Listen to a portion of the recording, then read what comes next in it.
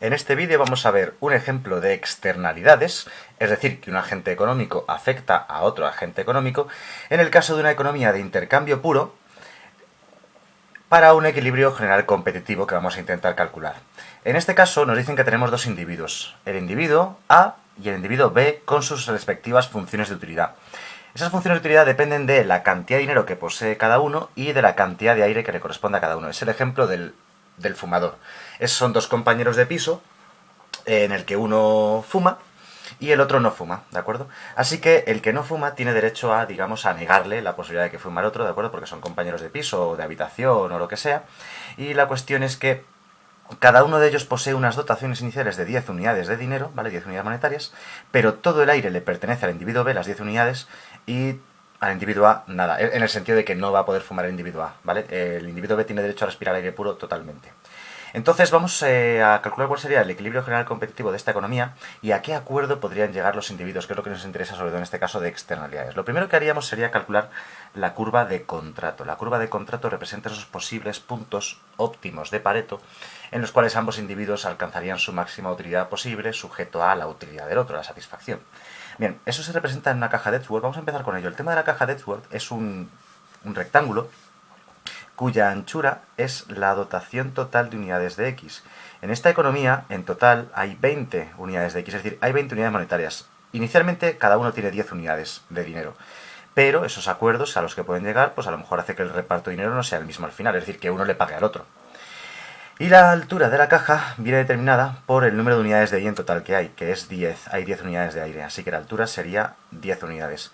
Así que la caja es un rectángulo con altura 10 y anchura 20, en el cual se representa al individuo A en los ejes que digamos serían los ejes tradicionales, ¿no? Los ejes normales y corrientes, estos de aquí, representando X en el eje horizontal e Y en el eje horizontal, le ponemos los subíndices A para que quede claro que es el individuo A, y al individuo B lo ponemos en los ejes opuestos, ¿de acuerdo? Y de cabeza para compararlo con el individuo A, de tal manera que el eje horizontal sería su cantidad de X y el eje vertical sería su cantidad de Y, ¿vale? De forma equivalente al individuo A. Bien, pues en esta caja de Edgeworth lo que tenemos representado son los posibles repartos de dinero y aire de esta economía, todos estos puntos de aquí. La dotación inicial concretamente es que el individuo B posee 10 unidades del bien Y, ¿vale? O sea, estaríamos aquí. Bueno, la cantidad de Y del individuo B es esta, aquí, este eje vertical, ¿no? Estaríamos en este valor de aquí. Y además, 10 unidades de X. Vamos a ver. El individuo A tiene 10 unidades de X, esta es la dotación inicial. El individuo B también, lógicamente ese punto sería 10 para cada uno de ellos, pero el individuo A posee 0 unidades de aire, es decir, está aquí. Ese punto de ahí es la dotación inicial, que son 10 unidades de X para el individuo A y 0 unidades de Y, ¿vale? El punto 10, 0 sería este. Si lo veis desde el otro punto de vista, para el individuo B sería el punto 10, 10 unidades de dinero, 10 unidades de aire. Bueno, lo que es la representación gráfica no supone ningún problema, porque ya digo, son los ejes normales del individuo A. Los ejes del individuo B, pues le podrías dar la vuelta al gráfico, a la hoja, y lo veríamos perfectamente. Y lo que queremos calcular son esos posibles óptimos de Pareto o curva de contrato, que se calcula como la relación marginal de sustitución del individuo A tiene que ser igual a la relación marginal de sustitución del individuo B. Así es como se calculan los óptimos de Pareto de una economía de intercambio puro. Estos bienes solamente los pueden intercambiar, no se pueden producir, no se pueden fabricar, ¿de acuerdo? Pues se llama economía de intercambio puro. La RMS se calcula como utilidad marginal de X partido utilidad marginal de Y. Como estamos hablando primero del individuo A, pues voy a poner los subíndices A para que no haya confusiones. Y luego a la derecha al igual tenemos la RMS del individuo B, que es lo mismo, utilidad marginal de X partido utilidad marginal de Y, con los subíndices B para que quede claro que es relativo al individuo B. Las utilidades marginales son derivadas parciales, generalmente sencillas. Por ejemplo, esta primera, la utilidad marginal de X del individuo A, sería la derivada de su función de utilidad tomando X como única variable. Si aquí la X fuese la única variable, la derivada de X sub A sería 1, y la derivada del neperiano de 1 menos más Y sub A sería 0, porque es la derivada de una constante, y una constante es 0. Denominador, utilidad marginal de Y, la derivada de la utilidad del individuo A, pero tomando Y como variable, pues la derivada de X sería 0 porque X sería una constante, y tendríamos la derivada del neperiano de 1 más Y.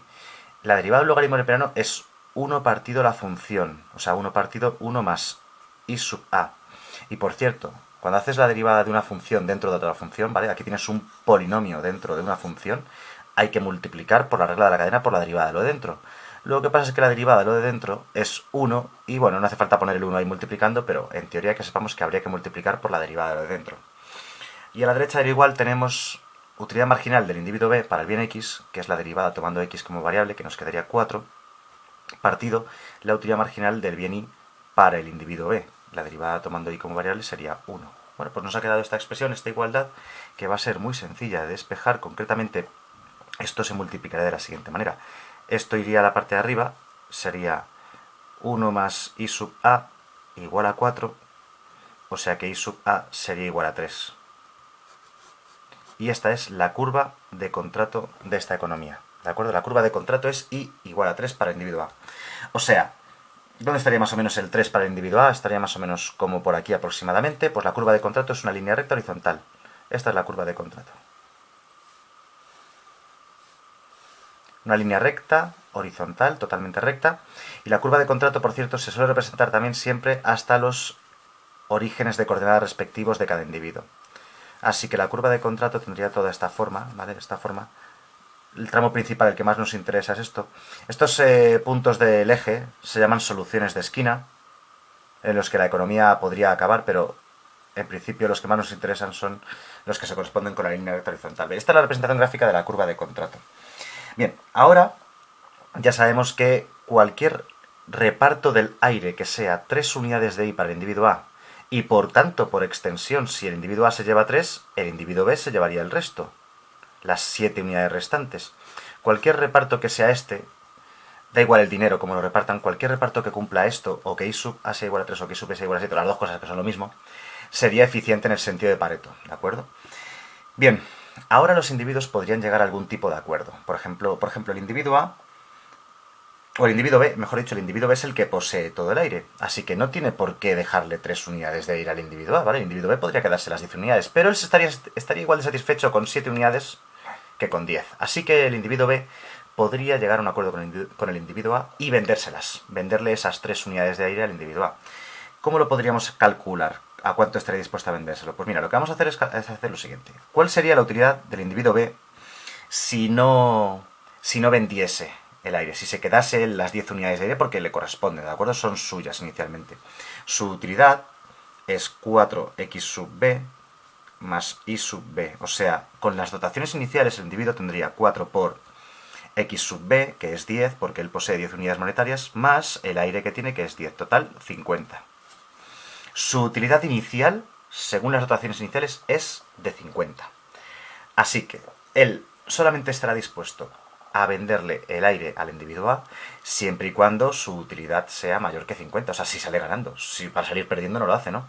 Así que su utilidad tiene que ser mayor o igual que 50. ¿De acuerdo? Y además, para que sea eficiente, le tienen que corresponder, I sub B le tienen que corresponder 7 unidades de aire para que la asignación sea eficiente. Así que tenemos que cumplir dos cosas. Primero, que le toquen al menos 7 unidades de aire y que además su utilidad sea al menos 50. Bien, en ese caso, tomamos de nuevo la función utilidad, que es 4x sub b más i sub b, tiene que ser al menos igual a 50, teniendo en cuenta que i sub b tiene que valer 7 para que el resultado sea eficiente. Así que nos quedaría 4x sub b más 7 igual a 50, o sea, 4x sub b igual a 43, o sea que x sub b, el dinero que querría tener al final el individuo para haber mejorado su utilidad, al menos tener 50 de utilidad, y al menos 7 de aire para que la solución sea eficiente, es 10,75. O sea que el individuo B le vendería esas 3 unidades de aire al individuo A cambio de 75 céntimos, o sea, a cambio de 0,75 unidades de dinero, porque él tenía ya 10 de dinero inicialmente, pues a cambio de esos 10, ¿vale? O sea que como mínimo, él aceptaría 0,75, lo cual le dejaría una utilidad de 50, la misma que al principio. O sea que como mínimo, menos dinero le dejaría menos de 50 de utilidad. Y si lo miramos desde otro punto de vista, el individuo A ver cuánto estaría dispuesto a pagar el individuo A por ese aire, ¿no? Porque esto es lo que estaría dispuesto a pedir como mínimo el individuo B. ¿Cuánto estaría dispuesto a pagar el individuo A? Pues cogemos su función de utilidad, x sub a más el logaritmo neperiano de 1 más y sub a, y el individuo a, inicialmente, con su dotación inicial, sin intercambio ni nada, tiene 10 unidades de dinero más el logaritmo neperiano de 1 más 0. El logaritmo neperiano de 1 es 0, así que nos queda que la utilidad inicial del individuo a es 10. ¿Qué hará el individuo a? Pues lo mismo que hemos hecho para el individuo b, para el individuo a. Primero, la asignación tiene que ser eficiente, es decir, un óptimo de Pareto. El individuo a quiere 3 unidades de aire, ¿de acuerdo? Y al menos que su utilidad sea 10 o más, ¿de acuerdo? Así que tomamos de nuevo su utilidad, que es x sub a más el logaritmo neperiano de 1 más y sub a. Sustituimos que y sub a tiene que valer 3 para que el resultado sea eficiente, y este resultado tiene que ser al menos 10. O sea que operando esto nos quedaría que x sub a más el logaritmo neperiano de 4 tiene que ser 10. Pasamos logaritmo neperiano de 4 al otro lado restando, entonces nos queda que x sub a es igual a ver, el logaritmo neperiano, o sea, 10 menos el logaritmo neperiano de 4. Tengo por aquí hecho el cálculo, no pasa nada. Sale x sub a igual a 8,61. Vale, perdón por el meneo que le he pegado a la cámara. Vale. Ahora, otra vez, estamos de vuelta. Ahora.